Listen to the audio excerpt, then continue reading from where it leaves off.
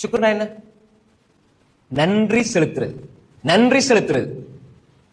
அல்லாவுக்கும் நன்றி செலுத்தணும், அடியார்களுக்கும் நன்றி செலுத்தணும்.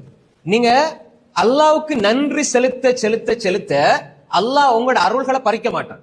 அருள்கள் பறிக்கப்படவில்லை என்றால், அருள்கள் பறிக்கப்படவில்லை என்று சொன்னால், நீங்க எதை அல்லாஹ் உங்களுக்கு தந்தானோ அந்த அருளில் அல்லாஹ் பரக்கத்தை நிம்மதியை தருவான்.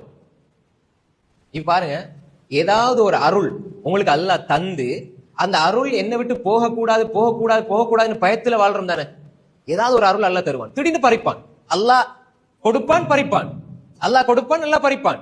அப்ப எங்களுடைய வாழ்க்கையில் அல்லாஹ் தந்த அருள்கள் பறிக்கப்படக்கூடாதுன்னு யார் நினைக்கிறாரோ அவர் நன்றி செலுத்தி அதை பாதுகாத்துக் கொள்ளட்டும்.